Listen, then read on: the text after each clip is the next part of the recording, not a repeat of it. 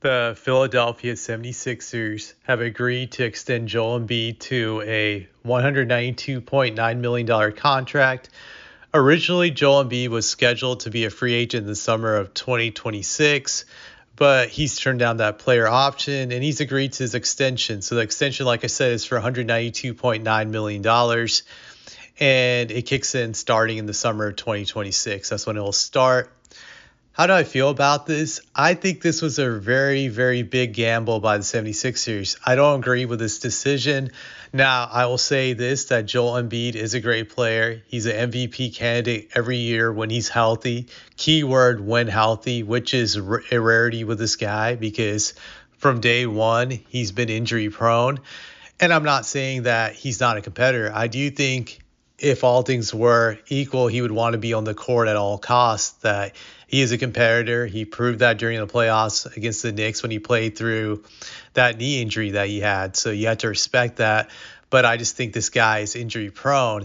And it's not guaranteed you're going to be able to rely on this guy in like 3 years from now. He's just not proven to be healthy.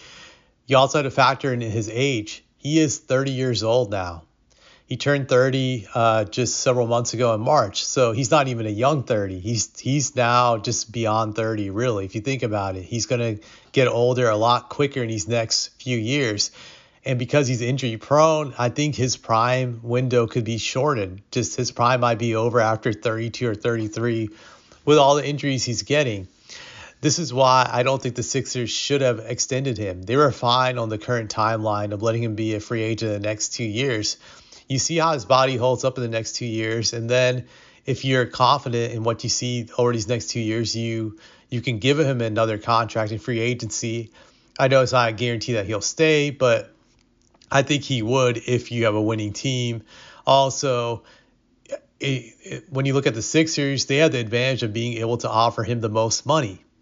They can offer him the most money under the current CBA, and I don't think he would turn that down. They probably could offer him something ridiculous more than any other team, something in the range of 50 to 100 million overall for a contract. I don't know the precise numbers because I'm not a CBA expert, but that's what I speculate. So they had all the advantages, but they didn't play them out.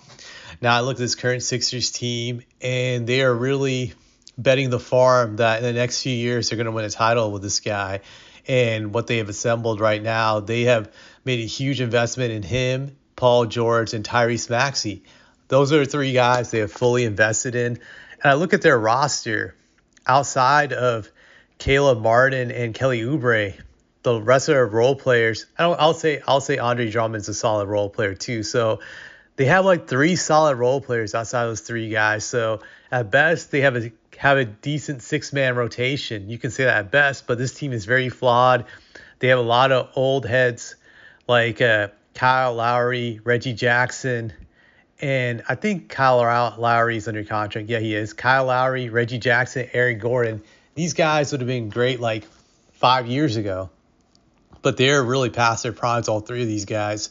So they're going to rely heavily on these guys. And then you got young guys who are not really proven or legit, and Jared McCain, KJ Martin, Ricky Council, none of these guys are world beaters. So I just think this team is not deep enough to win a title. They're going to have to make some moves, some trades to increase their depth. So I do think they have some flaws in there. When I think about it, I can't even see a legit power forward they have on their roster to play next to Joel Embiid. So he's gonna have a lot of wear and tear having to carry his team. I just don't think this was a good investment by them. I just thought if they were smart, they should have waited, like I said, a few years, let him become free agency. If you guys win a championship in the next 2 years with what you have, then he's definitely going to re-sign with you. But if you don't win a championship in the next 2 years, he's injury prone, you can just let him walk.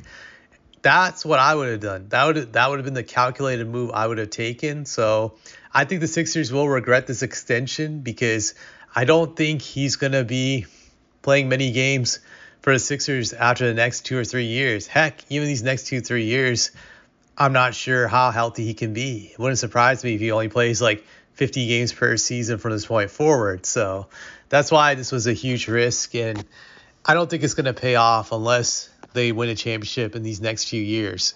That's the way I look at it.